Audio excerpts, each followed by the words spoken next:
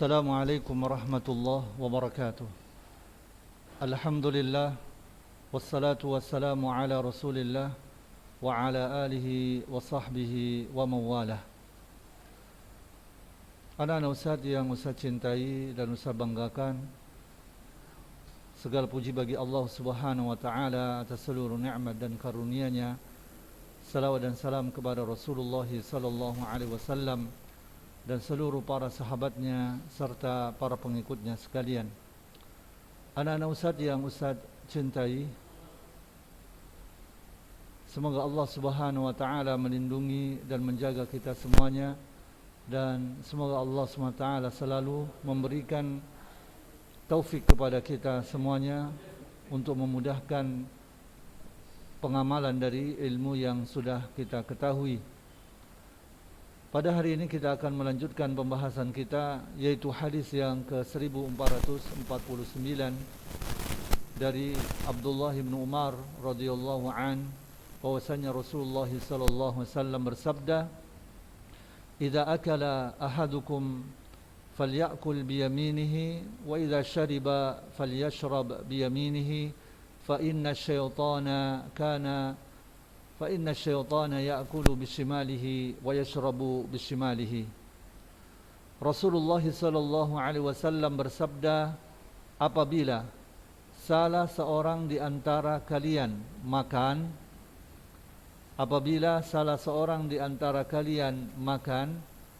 maka hendaklah ia makan dengan tangan kanannya. Maka hendaknya ia makan dengan tangan kanannya.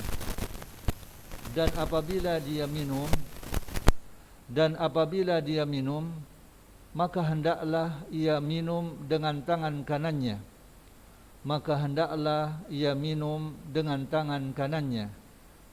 Karena sesungguhnya syaitan itu makan dengan tangan kirinya dan minum dengan tangan kirinya. Ya, hadis dikeluarkan oleh al-Imam Muslim.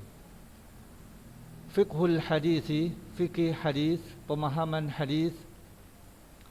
Zahirul hadisi wujubu tanawuli at-ta'ami wasyarabi bil yamini li'annahu amrun. Zahirul hadisi wujubu tanawuli at-ta'ami wasyarabi bil yamini li'annahu amrun. Zahir hadis mewajibkan makan dan minum dengan tangan kanan, karena ia adalah merupakan perintah. Zahir hadis mewajibkan makan dan minum dengan tangan kanan karena ia adalah merupakan perintah. Wal amru lil wujubi, dan perintah itu adalah untuk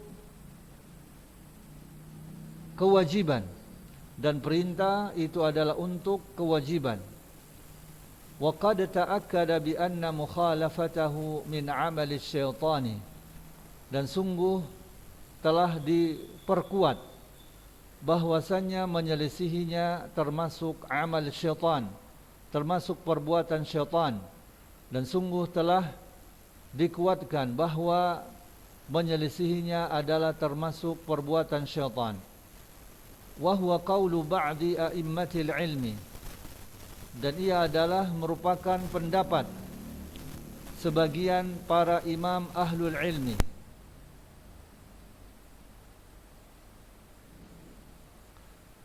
Minhum Ibnu Juzai wa Ibnu Abdul Barri al-Malikiyani. Di antara mereka adalah Ibnu Juzai dan Ibnu Abdul Bar, yaitu ulama Malikiyah. Istidlalan bidhahiril hadithi wa ghairihi minal akhbari, dengan beristidlal dengan zahir hadis dan selainnya dari kabar-kabar, ya, dari hadis-hadis Nabi sallallahu alaihi wasallam.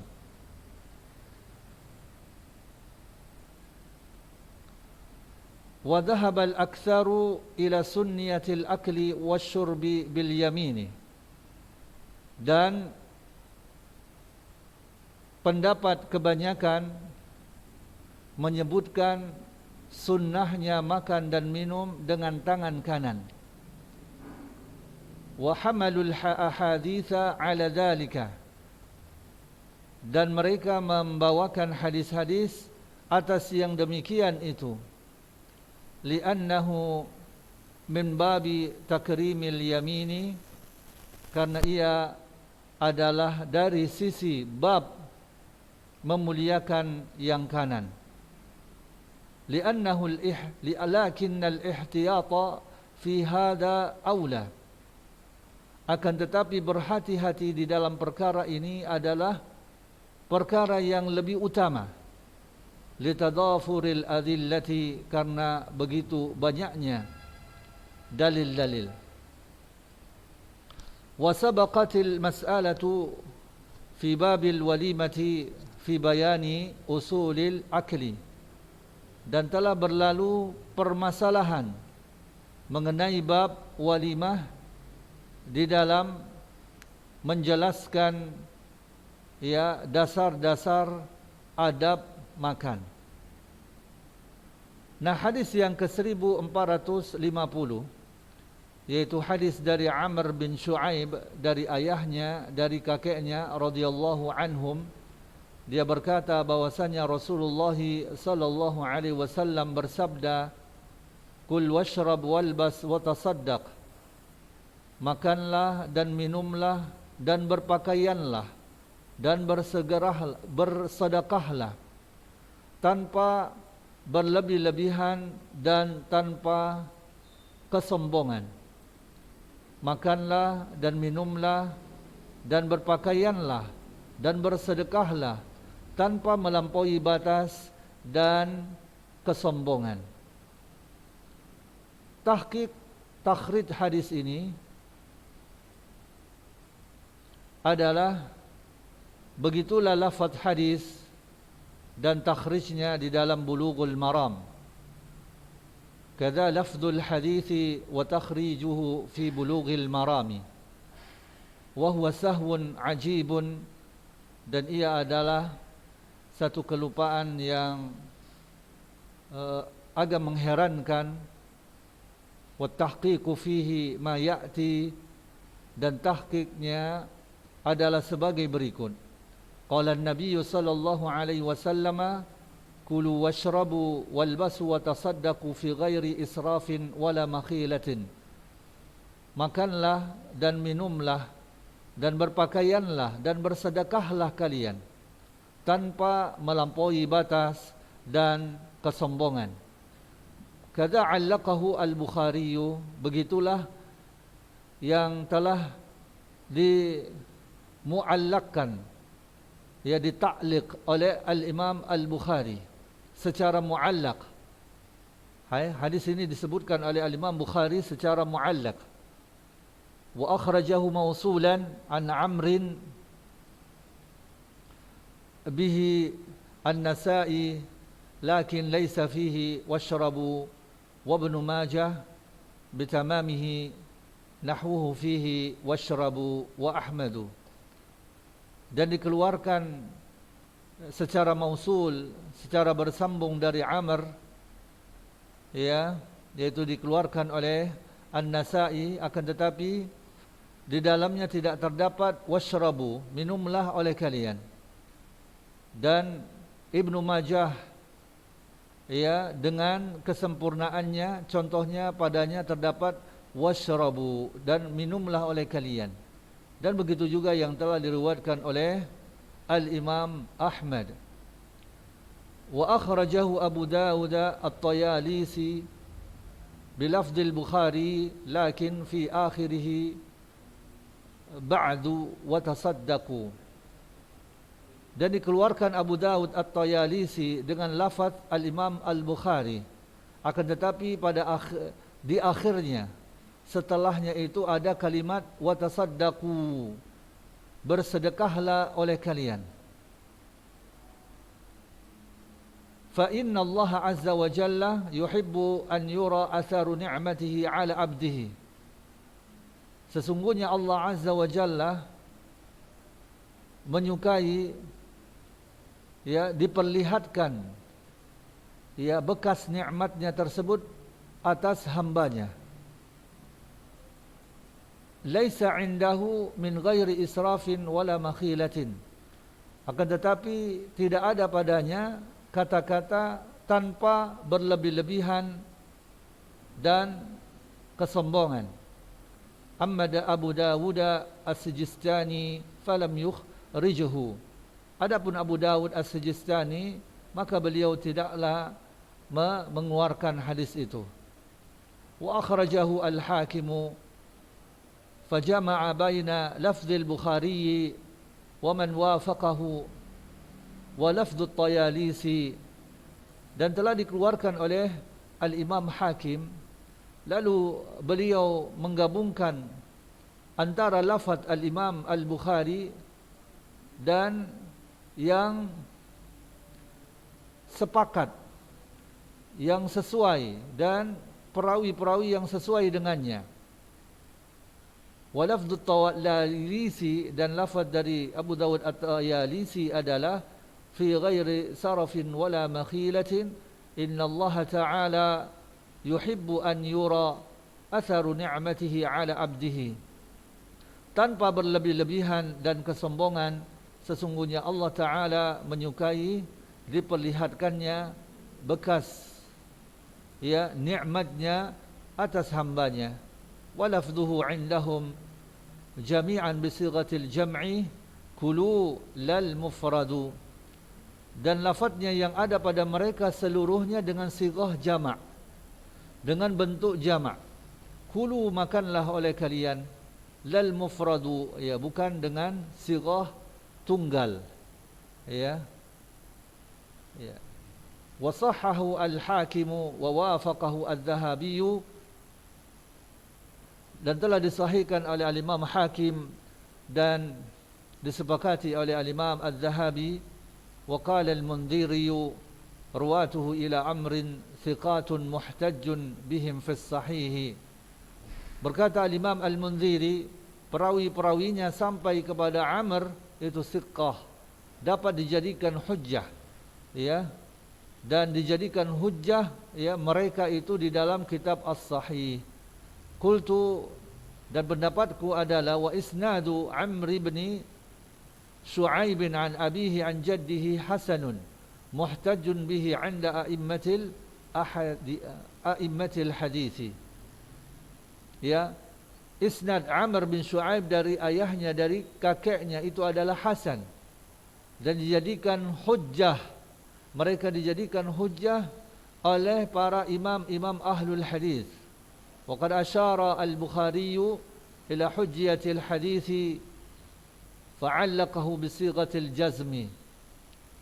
Dan al-Imam al-Bukhari telah mengisyaratkan atas kehujjahan hadis ini, lalu kemudian beliau memuallaqkannya ya dengan sighah jazam.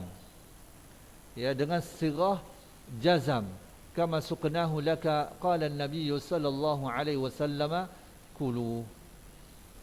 Al-istinbatu, istinbat dari hadis ini, kulu washrabu fi ghairi israfin wala makhilatin, makanlah oleh kalian dan minumlah tanpa berlebih-lebihan dan kesombongan. Al-amru huna lil irsyadi ila wujubi at-taqayyudi fi hadhihi al-ma'murati bijtinabil israfi wal makhilati. Perintah di sini adalah bimbingan, petunjuk atas wajibnya ya muqayyad, ya kewajiban pada perintah-perintah ini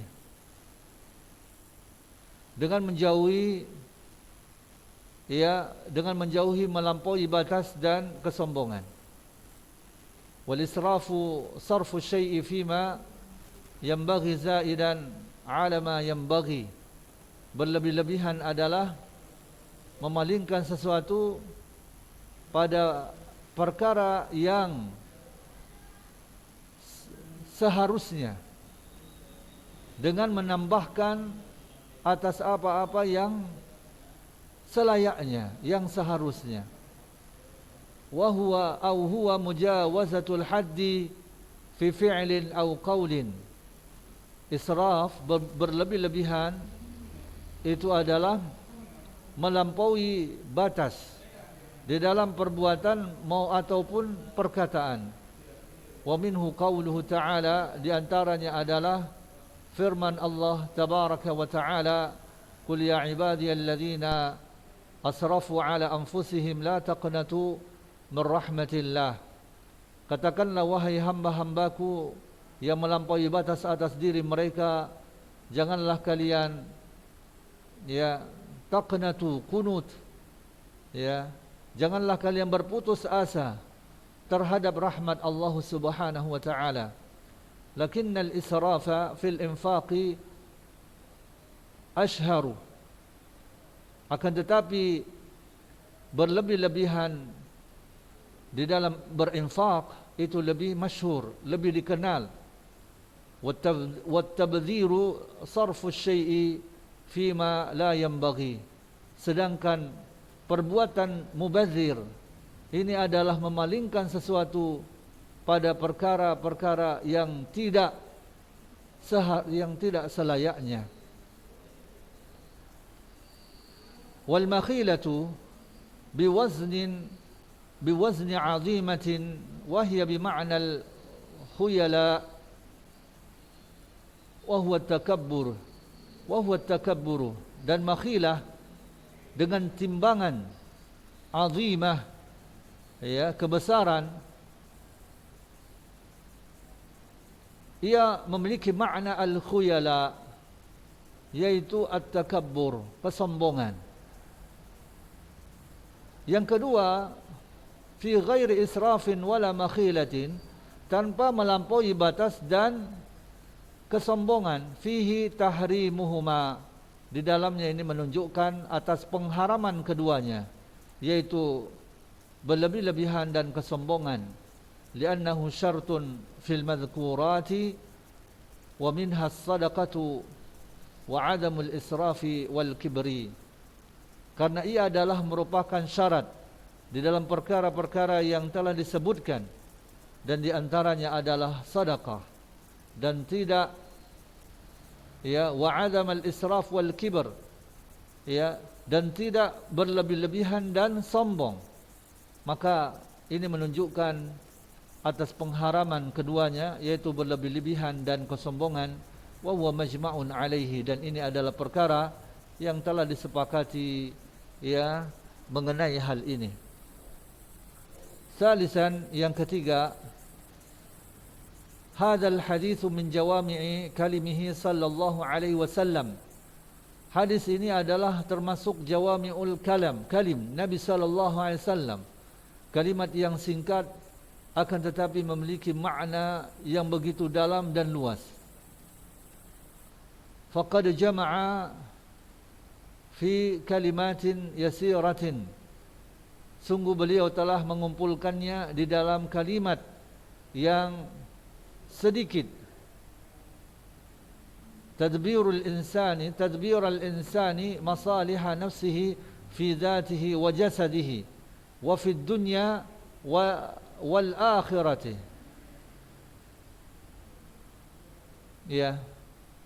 Yaitu untuk mengatur manusia, mengatur manusia pada kemaslahatan dirinya, pada zatnya dan anggota badannya di dunia dan di akhirat. Tafsilu dzalika, perincian yang demikian itu adalah annal israfa fi kulli syai'in yudhirru bil jasadi, bahwasanya berlebih-lebihan, melampaui batas pada segala sesuatu itu dapat membahayakan anggota badan. Wa yudhirru bil ma'isyati, dapat membahayakan kehidupan. Li'annahu yuaddi ila al-itlafi, karena ia akan membawa kepada kehancuran. Thumma yudhirru bi nafsiyatil insani, kemudian ia akan membahayakan jiwa seseorang. Li'annaha tattabi'ul jasadu fi mu'adhamil ahwali, karena dikarenakan ia akan tatabba'al jasada, ia akan berpengaruh, dia akan berpengaruh, diikuti oleh anggota badan pada kebanyakan keadaan. Li'annaha tattabi'ul jasada fi mu'adhamil ahwali. Wa amma al-makhilatu, adapun al-makhilah wahiyat takabburu, di mana ia adalah merupakan takabbur, kesombongan, fa innaha tudirru bi nafsiyatil insani, maka sesungguhnya dia akan membahayakan jiwa seseorang. Li'annaha taqsibuha al-ujbu, dikarenakan ia akan li'annaha taqsibuha al-ujbu, karena ia adalah merupakan hal yang didapatkan dari ujub, merasa takjub, merasa heran terhadap diri sendiri. Wal ightiraru bidzati, tertipu dengan diri sendiri.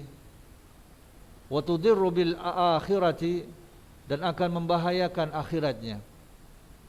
Lianna al-kibra dzambun 'azimun yahulu duna dukhulil jannati, karena kesombongan ini adalah merupakan dosa yang besar yang akan menghalangi seseorang dari masuk ke dalam surganya Allah Subhanahu wa taala. Wa tudirru bid dunya, dan akan membahayakan dunianya. Liannaha taqsibul mukhtalu maqtan nasi, dikarenakan orang yang sombong itu akan mendapatkan kemarahan, kebencian dari manusia. Fajama'a al-hadithu siyanata masalihin nafsi al-hissiyyati wal-ma'niyyati wal-ma'nawiyyati fi dunya wal-akhirati bi kalimatin ma'dudatin. Maka hadis ini telah menggabungkan perkara yang dapat menjaga kemaslahatan jiwa, baik secara hissi, yaitu anggota badan yang terlihat dan juga yang tak terlihat, yaitu ma'nawiyah, jiwa seseorang di dunia dan di akhirat, dengan beberapa kata. Innallaha, sesungguhnya Allah Subhanahu wa taala, yuhibbu an yura atharu ni'matihi ala abdihi, sesungguhnya Allah Subhanahu wa taala menyukai diperlihatkan bekas nikmatnya itu terhadap hambanya. Isti'nafun ta'lili liqaulihi kulu, maka ini adalah merupakan alasan dari perintah, makanlah kalian dan minumlah, washrabu, dan berpakaianlah kalian dan bersedekahlah kalian, karena sesungguhnya Allah itu suka bekas daripada nikmatnya itu diperlihatkan kepada hambanya. Anak-anak Ustaz yang Ustaz cintai, pembahasan kita pada hari ini kita padakan sampai di sini, yaitu pembahasan hadis yang terdapat dalam kitab Bulughul Maram, dalam kitabul Jami'. Lebih dan kurang Ustaz mohon maaf. Bila ada kebaikannya itu datangnya dari Allah SWT, dan bila ada keburukannya itu datangnya dari hawa nafsu Ustaz sendiri. Wassallallahu ala nabiyyina Muhammad wa ala alihi wa sahbihi wasallam. Wassalamualaikum warahmatullahi wabarakatuh.